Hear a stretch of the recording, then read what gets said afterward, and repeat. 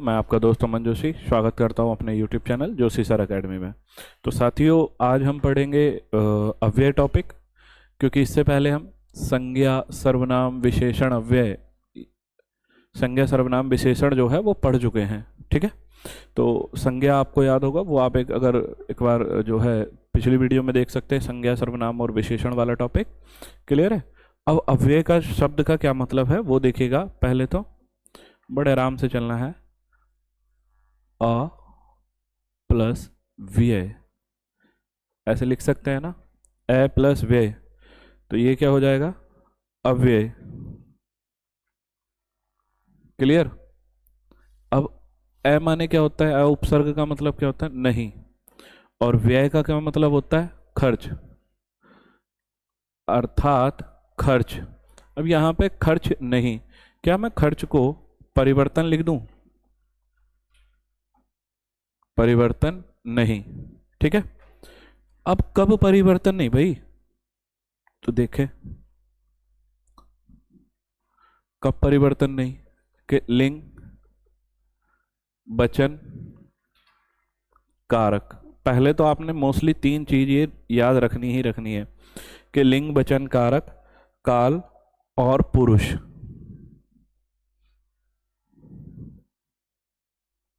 लिंग वचन कारक, काल और पुरुष, इन पांचों के हिसाब से, इन पांचों के अनुसार जिन शब्दों का परिवर्तन ना हो वो शब्द क्या कहलाएंगे? अव्यय कहलाएंगे। देखो कि अव्यय शब्द कौन से हैं? कि जिनमें लिंग वचन कारक काल पुरुष के अनुसार भी कोई परिवर्तन ना हो, अर्थात वो ऐसे के ऐसे एज इट इज रहें, उसमें उसके रूप में कोई भी परिवर्तन ना हो, तो वो शब्द क्या कहलाएगा? अव्यय शब्द कहलाएगा। ठीक है, अर्थात अब इसको दूसरे शब्दों में भी कह सकते हैं कि जब अव्यय है और ये चीज क्या है कि विकार उत्पन्न नहीं हुआ है, ठीक है, तो वो शब्द कैसा कहलाएगा? अविकारी। अर्थात उस शब्द में कोई भी परिवर्तन ना हुआ हो तो वो शब्द कैसा होगा? अविकारी शब्द होगा। ठीक है, अच्छा, और जिनमें विकार उत्पन्न हो जाए तो वो शब्द कैसा होगा? विकारी शब्द होगा। इतनी बात समझ में आ गई कि अव्यय में एक तरीका तो अब यह है कि विकारी, जिन शब्दों में परिवर्तन हो वो होंगे विकारी, और जिनमें परिवर्तन ना हो अविकारी। अब विकारी शब्द कौन कौन से हैं थोड़ा सा वो पढ़ें। तो विकारी शब्द है संज्ञा, सर्वनाम,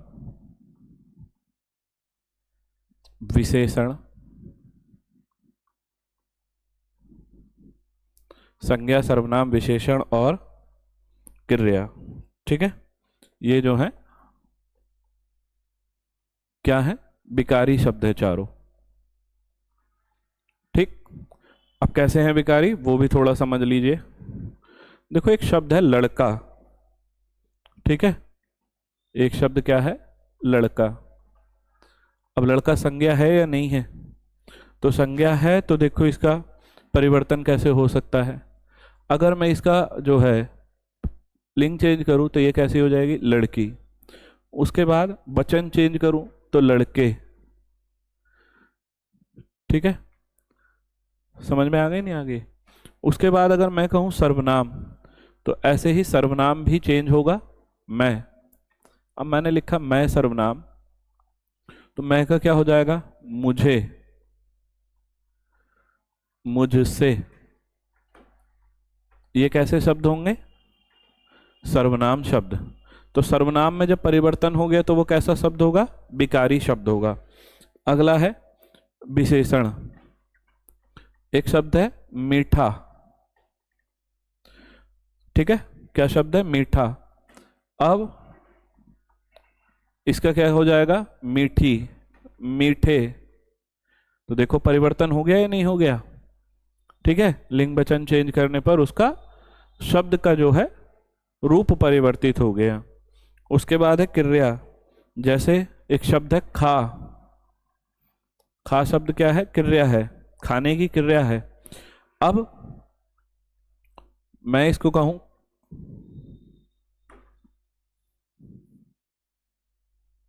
खाते हैं, ठीक है, खाते हैं, खाता है, खाता, खाती। तो देखो रूप में परिवर्तन हुआ या नहीं हुआ, ठीक है। तो ये जो चारों शब्द मैंने अब आपको समझाए, तो ये क्या होंगे आपके विकारी शब्द हो जाएंगे, सही है। और जबकि हम अव्यय शब्द जो पढ़ रहे हैं वो कैसा शब्द है, अविकारी शब्द है।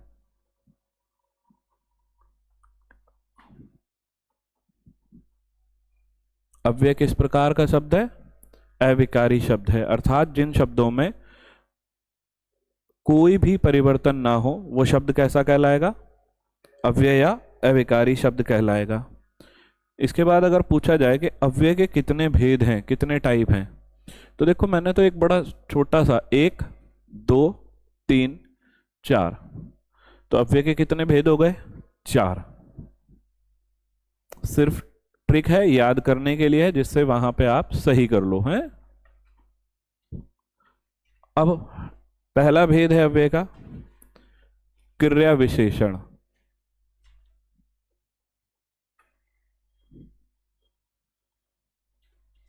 इसको कहेंगे एडवर्ब, पहला पॉइंट। उसके बाद है संबंध बोधक,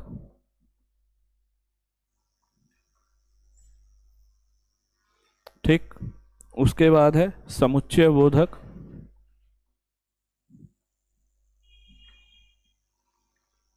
क्रिया विशेषण, संबंध बोधक, समुच्चय बोधक, और उसके बाद है विस्मयादि बोधक,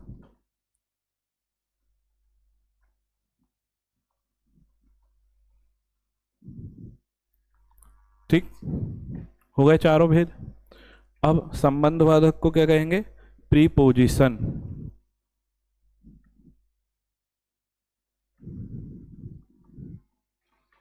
ठीक है। समुच्चय बोधक को कंजक्शन,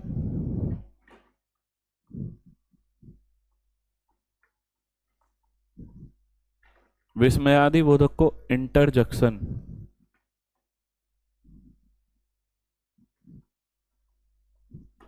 अपन लोग यहाँ याद कर सकते हैं, ठीक है, कि हिंदी से भी हो जाएगा और अंग्रेजी माध्यम से भी हो जाएगा। अब क्रिया विशेषण के कितने भेद हैं, तो क्रिया विशेषण के हैं साहब 4 भेद। कौन से 4 भेद हैं, तो वो देखें।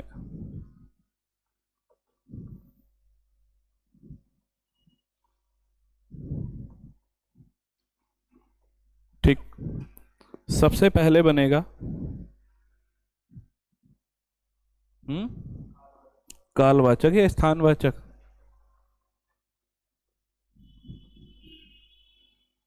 स्थानवाचक, ठीक। अब स्थानवाचक के 2 भेद हैं। नंबर 1 स्थिति बोधक, और नंबर 2 दिशा बोधक।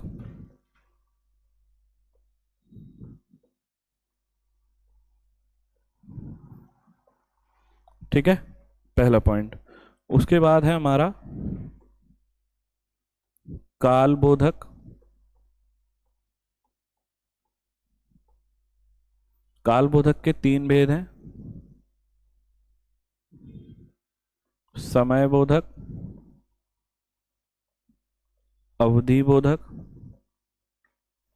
बारंबारता बोधक।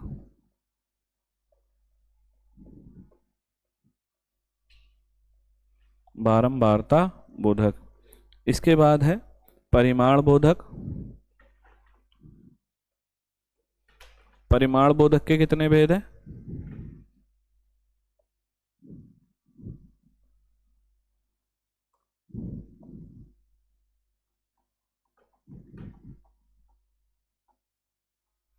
परिमाण बोधक के 5 भेद हैं।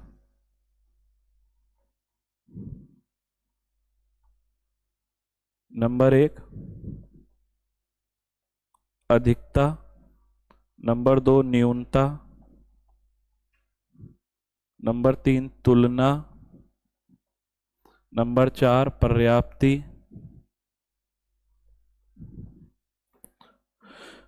अधिकता बोधक, न्यूनता बोधक, तुलना बोधक, ठीक है, पर्याप्ति बोधक, और उसके बाद पांचवा आएगा श्रेणी बोधक।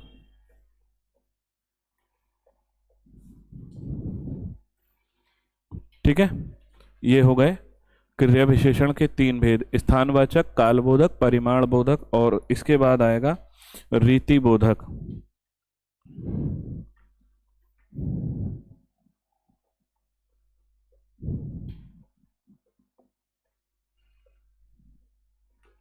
ठीक है, तो ये जो सामने अब आपके लिखा हुआ है वो क्या है, अव्यय या अविकारी के भेद हैं।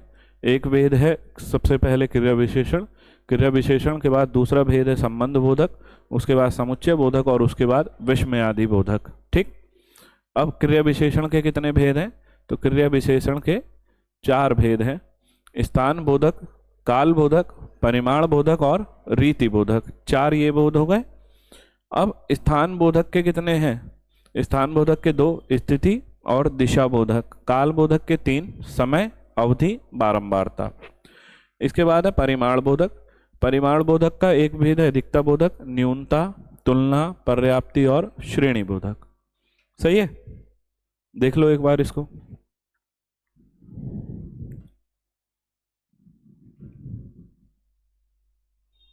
चलें आगे।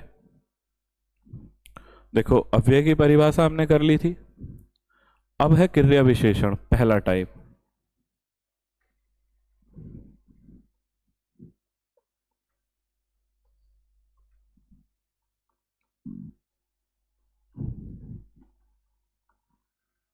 ठीक है, क्रिया विशेषण, तो इसकी अब परिभाषा बनाए। पूरा अगर टॉपिक का नाम है तो वो नाम है क्रिया विशेषण अव्यय।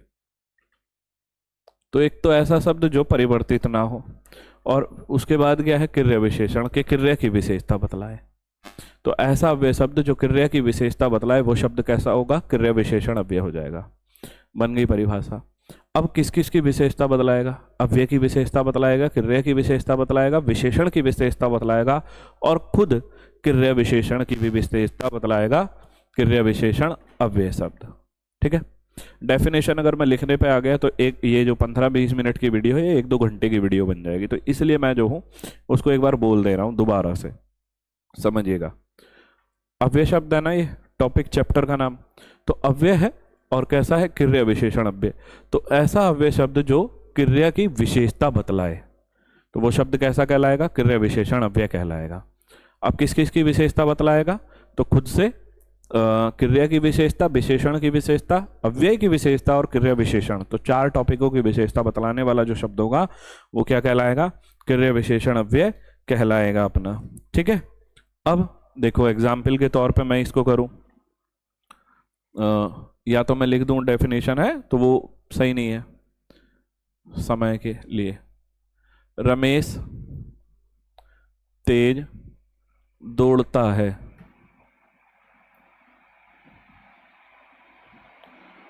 रमेश तेज दौड़ता है, क्लियर हो गया इतना। अब रमेश तेज दौड़ रहा, तो ऐसा शब्द बताओ कि जो परिवर्तन ही ना हो। ठीक है, चलो मैं इसकी रमेश की जगह पे ना एक शब्द ले रहा हूं, घोड़ा। घोड़ा तेज दौड़ता है। अब यहां समझिएगा, अगर मैं इसका वचन चेंज करूं तो ये शब्द कैसा बनेगा, घोड़ी बन जाएगा। घोड़ी तेज दौड़ती है, तो ये देखो उसकी क्रिया भी बदल गई लेकिन ये शब्द नहीं बदला। उसके बाद अगर मैं, सॉरी मैंने वचन बोल दिया यहां पे, लिंग परिवर्तन करूं तो, लिंग परिवर्तन करूं तो घोड़ी, और उसके बाद अगर मैं वचन चेंज करूं तो यहां पे क्या लिखा जाएगा, घोड़े, के घोड़े तेज दौड़ते हैं। ठीक है भैया, तो लिंग और वचन चेंज करने के बाद भी जिस किसी शब्द में परिवर्तन ना आए वो शब्द क्या कहलाएगा, अव्यय कहलाएगा। ठीक है, वो शब्द कैसा कहलाया, अव्यय कहलाया।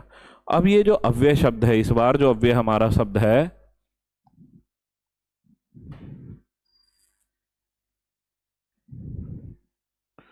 इस बार का हमारा शब्द अव्यय शब्द किसकी विशेषता बतला रहा, दौड़ने की। अब दौड़ना क्या है भैया,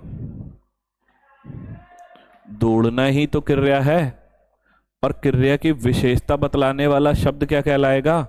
क्रिया विशेषण शब्द। ठीक है, और क्रिया विशेषण अव्यय, क्योंकि परिवर्तन होना नहीं है तो ये शब्द कैसा अव्यय कहलाया? क्रिया विशेषण अव्यय कहलाया, क्योंकि दौड़ने की विशेषता बतला रहा है। जबकि अगर देखो विशेषण का टॉपिक पढ़ा था तो विशेषता शब्द क्या था? कि विशेषता बतलाने वाला शब्द क्या होता है? विशेषण होता है। जिस शब्द के माध्यम से विशेषता बतलाई जाती है वो विशेषण, और जिसकी विशेषता बतलाई जाती है वो विशेष्य, और जिस शब्द के द्वारा विशेषण की भी विशेषता बतलाई जाती है वो प्रविशेषण। इनसे पिछली वीडियो में हम पढ़ चुके हैं। ठीक है, क्लियर इतना? अब देखो घोड़ा तेज दौड़ता है, एक हमने कर लिया। उसके बाद है शिवाकर।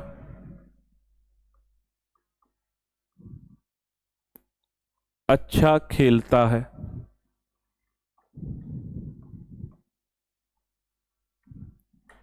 सेम वही। ठीक है, तो शिवाकर अच्छा खेलता है, अगर इसके सामने आप इसका लिंग वचन चेंज कुछ भी कर दीजिएगा लेकिन अच्छा शब्द नहीं बदलेगा, तो वो कैसा हो जाएगा? क्रिया विशेषण अव्यय हो जाएगा। एक और है सेब बहुत मीठे हैं। सेब बहुत मीठे हैं। ठीक है भैया, तो बहुत शब्द कैसा होगा? क्रिया विशेषण अव्यय होगा। अब पहचान लेंगे। इसके बाद क्रिया विशेषण के बाद जो हमने दूसरा टॉपिक देखा था क्रिया विशेषण का, फिर फर्स्ट टाइप अब हम पढ़ेंगे स्थान बोधक।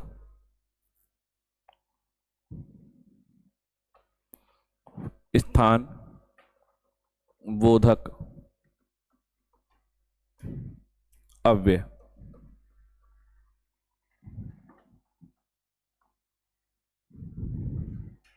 ठीक है, स्थान बोधक अव्यय के दो टाइप हम पढ़ रहे हैं,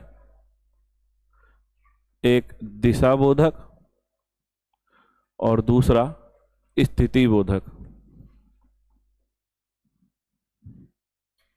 तो दिशा बोधक में क्या होगा? देखो जो दिशा का ज्ञान कराए, ऐसा अव्यय शब्द जो दिशा का ज्ञान कराए और वो शब्द बदले भी ना। जैसे दाएं, बाएं। तो दाएं बाएं कैसे शब्द है भैया? अपना दिशा बोधक शब्द है। ठीक है, इसके बाद है इधर उधर। किस प्रकार के शब्द होंगे? दिशा बोधक। अगला हमारा जो हेडिंग है हमारा स्थिति बोधक है। अगला टाइप जो है हमारा स्थिति बोधक में देखो आगे। अब आगे क्या, किससे आगे भाई? तो आगे स्थिति पोजीशन बता रहा है ना। उसके बाद पीछे, बाहर, भाई घर के बाहर बैठा है, घर के भीतर बैठा है, अंदर है। ठीक है, तो ये कैसे शब्द होंगे? स्थिति। और ये कैसे शब्द होंगे? दिशा बोधक अव्यय। ठीक, इसका दोनों भेद हो गए। अब अगला जो हमारा टाइप बचेगा वो कौन सा बचेगा? काल बोधक अव्यय।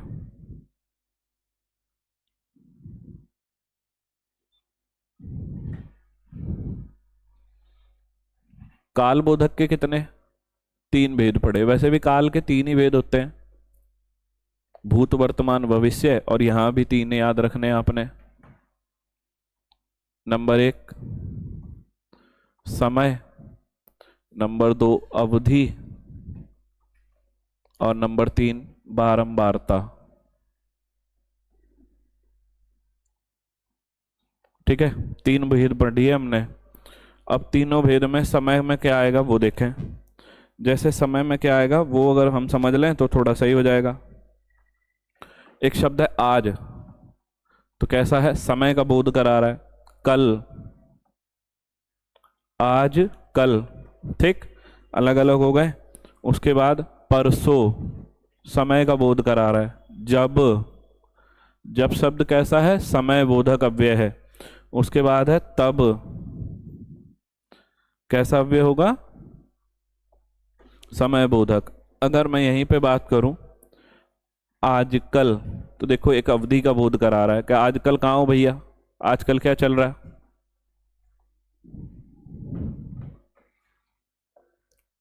ये हो गया आजकल। ठीक है, उसके बाद है दिन भर, कैसा शब्द हो जाएगा? अवधि। भाई इस अवधि के दौरान, दिन भर तूने क्या करा? रात भर, दिन भर, रात भर, ठीक है। उसके बाद है बारंबारता बोधक। तो बारंबारता बोधक में क्या होगा वो देखें, और इसमें आ जाएगा बार बार। भाई तू बार बार आ जा रहा है, ठीक है, कई बार। तो इस प्रकार के शब्द कैसे होंगे? बारंबारता बोधक अव्यय होंगे। अवधि में ध्यान रखें आजकल, और यहाँ पे आज शब्द अलग है, समय में कल अलग है, तो ये समय का बोध कराएंगे। लेकिन अगर आजकल की बात करोगे तो एक अवधि का बोध कराएंगे, मतलब टाइम ड्यूरेशन, ठीक है, कि इस काल के दौरान, इस अवधि के दौरान। अगला हमारा तीसरा भेद था, देखो, परिमाण बोधक अव्यय। परिमाण बोधक के कितने प्रकार थे? 5। तो करेंगे पांचों को।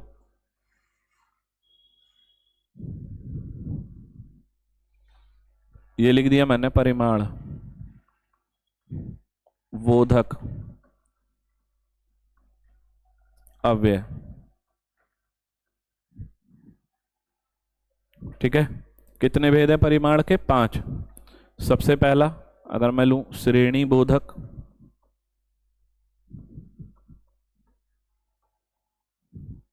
अधिकता बोधक, न्यूनता बोधक, तुलना बोधक और पर्याप्ति बोधक।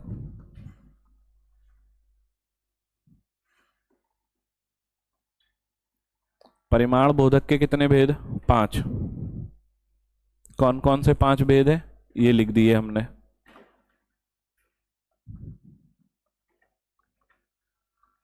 श्रेणी बोधक, अधिकता, न्यूनता, तुलना और पर्याप्ति बोधक, ठीक है। अब श्रेणी बोधक में क्या होगा? श्रेणी का मतलब यहाँ पे है कि बार बार आने से मतलब है, जैसे थोड़ा थोड़ा, भाई थोड़ा थोड़ा खा लो है।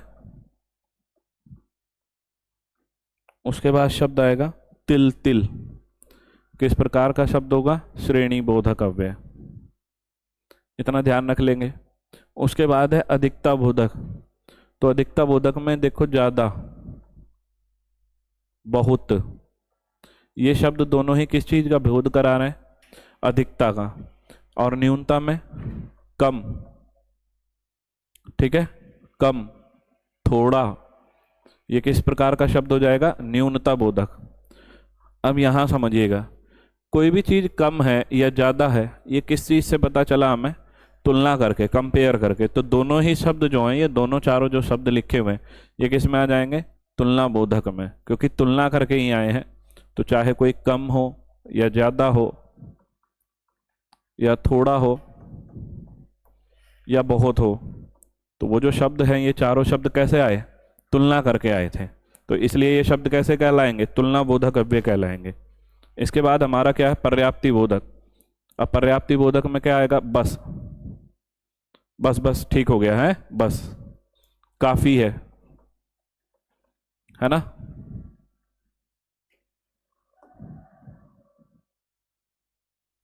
ठीक है, बस हो गया है, काफी है, इतना हमारे में हो जाएगा। तो ये क्या हो जाएगा? या मैं कहूँ एक शब्द और आ जाएगा इसमें, ठीक। तो कैसा शब्द होगा? पर्याप्ति बोधक अव्यय। तो परिमाण बोधक अव्यय के कितने भेद हैं अपने पास? 5, और पांचों भेद ये आपके सामने लिखे हुए हैं। अगला हमारे पास आएगा रीतिवाचक। रीतिवाचक अव्यय जो है वो देखें।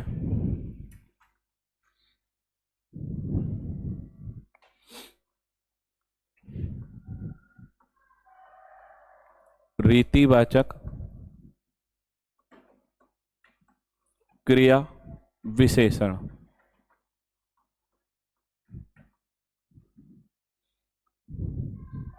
रीतिवाचक क्रिया विशेषण अव्यय, ठीक है, पूरा ये नाम है।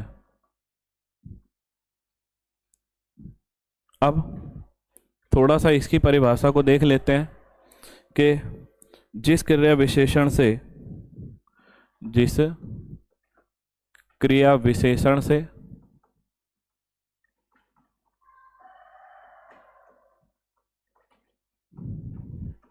क्रिया के होने क्रिया के होने की रीति, रीति ऑब्लिक ढंग ऑब्लिक तरीका पता चलता है।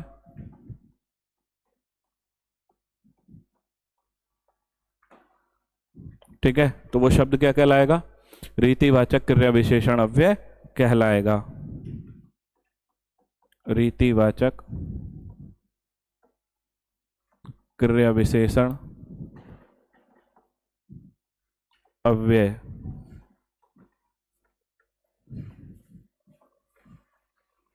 कहलाएगा।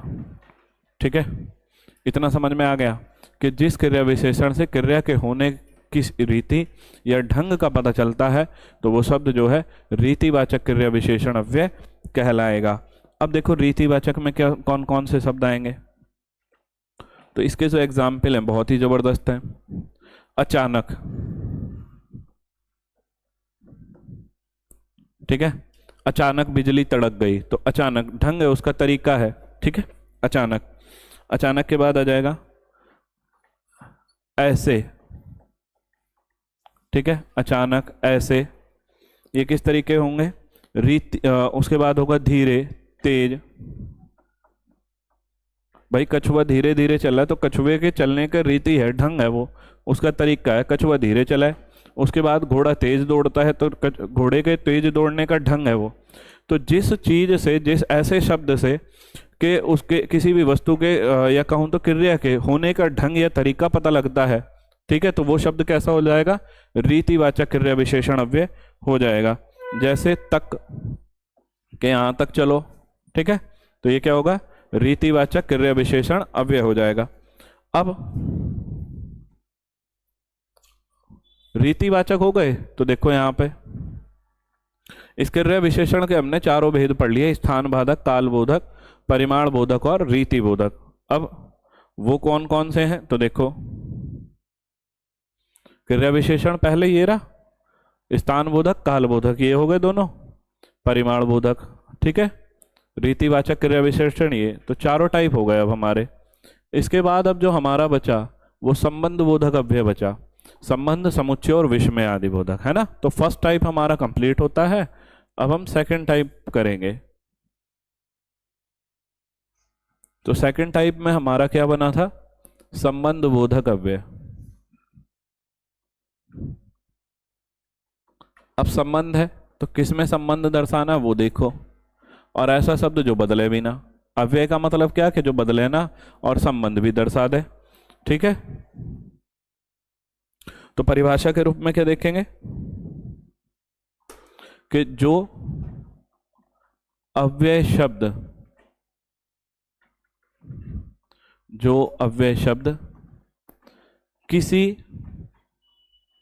संज्ञा, किसी संज्ञा के बाद आकर, ध्यान से समझे कि जो अव्यय शब्द किसी संज्ञा के बाद आकर उस संज्ञा का संबंध, उस संज्ञा का संबंध, ठीक है, उस संज्ञा का संबंध वाक्य के दूसरे शब्द से कराते हैं,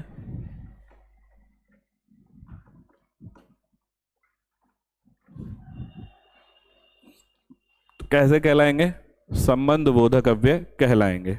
दोबारा ध्यान से समझिएगा, बहुत सही टॉपिक है कि जो अव्यय शब्द किसी संज्ञा के बाद आकर, मतलब अव्यय होगा और किसके बाद आएगा? संज्ञा के बाद आएगा, और उस संज्ञा का संबंध, ठीक है, उस संज्ञा का संबंध वाक्य के किसी दूसरे शब्द से कराएंगे। मतलब संज्ञा के बाद शब्द आएगा, उस संज्ञा का जो संबंध है वो किसी दूसरे शब्द से करा देना है, तो वो शब्द कैसा होगा? संबंध बोधक अव्यय होगा। एग्जाम्पल के तौर पे समझे और बढ़िया से मजा आ जाएगा। देखो कैसे, तो कैसे है, मान लीजिएगा मैं कह दूं यात्री, यात्री संज्ञा है फिर, ठीक है, यात्री पेड़ के नीचे बैठा है,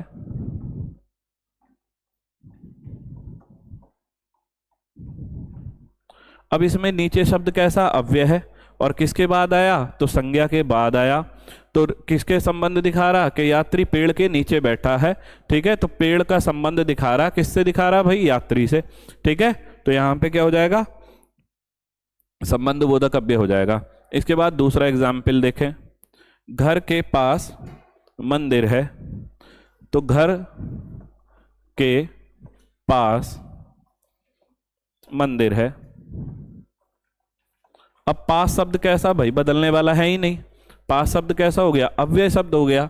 तो घर और मंदिर के बीच में जो संबंध दर्शाने वाला शब्द है वो कौन है, पास है, ठीक है। अब कैसे संबंध दिखा रहा, देखो तो घर के पास है मंदिर, ठीक है ना, तो ये दिखा दिया नहीं संबंध। चलो अब दो टाइप हो गए हमारे, तीसरा टाइप क्या है हमारा, बताओ भाई। हमने क्रिया विशेषण पढ़ लिया है, संबंध बोधक पढ़ लिया, अब हमारा तीसरा टाइप है समुच्चय बोधक।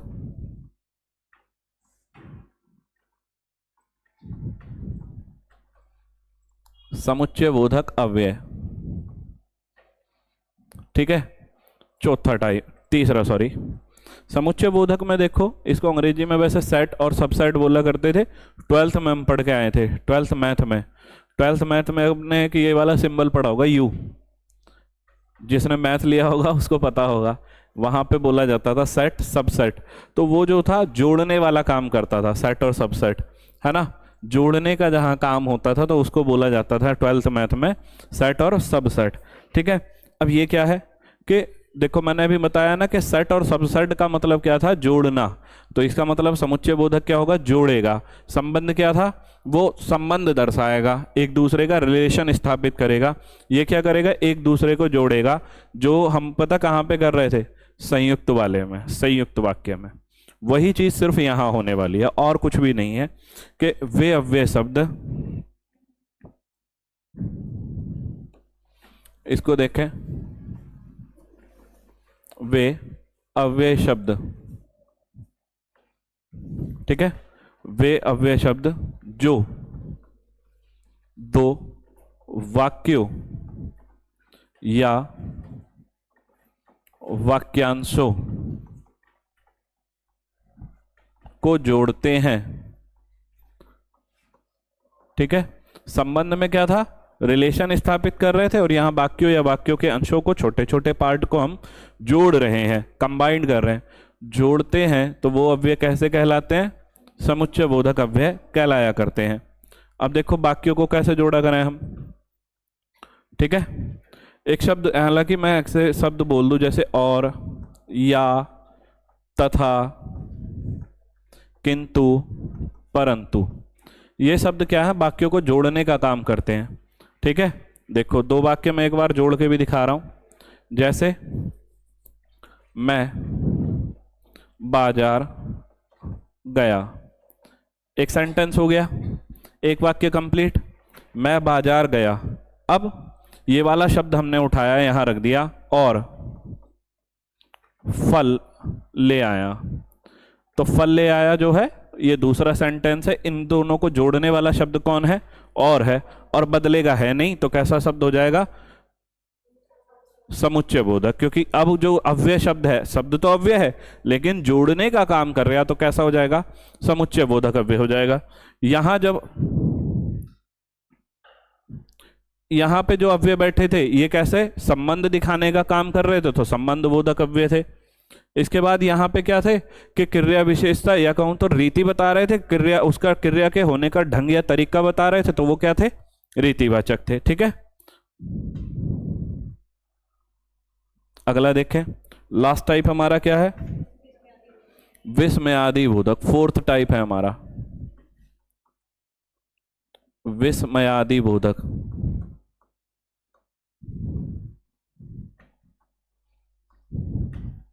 फोर्थ टाइप, विस्मय का मतलब ही है, सीधा सीधा सिंबल देख लो, टपकता आंसू, ठीक है।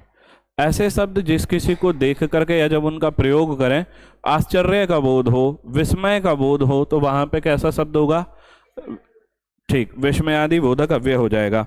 या कहूं तो मनुष्य के भाव जिसमें दिखाई दे, या जिस शब्द के द्वारा या जिस अव्यय के द्वारा मनुष्य के भाव को प्रकट किया जाए तो वो अव्यय कैसा होगा?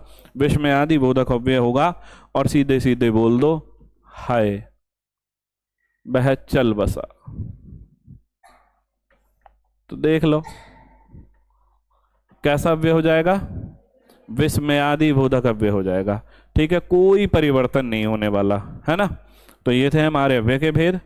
पूरा टॉपिक ये रहा। करें एक बार हल्का सा रिवीजन। भैया देखें अब इधर कि अव्यय है, शुरुआत से अगर एक बार हम समझे, ए प्लस व्यय शब्द में मतलब हुआ। अब ए माने क्या हुआ है? नहीं, और व्यय माने खर्च। तो खर्च को हम परिवर्तन लिख सकते हैं भाई, कि खर्च या परिवर्तन ना हो।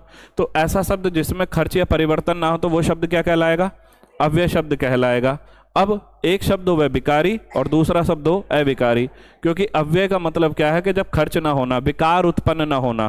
संज्ञा संधि में क्या हुआ करता था? विकार उत्पन्न। जो विकार ही था वो क्या कहलाता था? वो संधि कहलाता था। ठीक है, अब यहाँ पे विकार उत्पन्न नहीं हो रहा तो वो शब्द क्या कहलाएगा? अव्यय या अविकारी। तो भैया विकारी कि जिनमें विकार उत्पन्न हो, जिनमें विकार उत्पन्न हो तो वो शब्द क्या होगा? विकारी होगा। तो विकारी के कितने भेद हैं? और ये रटने वाले भेद हैं, चाहे तो रट लो चाहे समझ लो। क्या है कि विकारी के कितने भेद हैं? नंबर 1 संज्ञा, नंबर 2 सर्वनाम, नंबर 3 विशेषण और नंबर 4 क्रिया। ठीक है, विकारी के 4 भेद हो गए। अव्यय के कितने भेद हैं? 4 भेद हैं। क्रिया विशेषण, संबंध, समुच्चय और विस्मयादि बोधक। ठीक है, 4 भेद हो गए। क्रिया विशेषण के कितने बोध हैं? भेद है भाई क्रिया विशेषण के 4। ठीक है, स्थान बोधक, काल बोधक, परिमाण बोधक और क्लियर, 4 भेद हो गए। स्थान बोधक के कितने भेद हैं? स्थिति और दिशा। काल बोधक के कौन कौन से? समय, अवधि और परिमाण बोधक के कितने भेद हैं? 5 भेद हैं। और रीति बोधक चौथा टाइप हो गया। ठीक, ये अगला हो गया क्रिया विशेषण अव्यय। अब यहां से अगर मैं दोबारा से एक बार समझाऊं, भाई साहब अव्यय क्या है? कि जो शब्द बदले ना, किसी भी हालात में वो बदले ना, एज इट इज, टस का मस ना हो, खड़ा का खड़ा रहे। जैसा है भैया मैं तो यही हूं। अब देखो घोड़ा तेज दौड़ता है, इसकी जगह पे मैं लिख दूं घोड़ी तेज दौड़ती है, तो तेज शब्द तो नहीं बदला ना।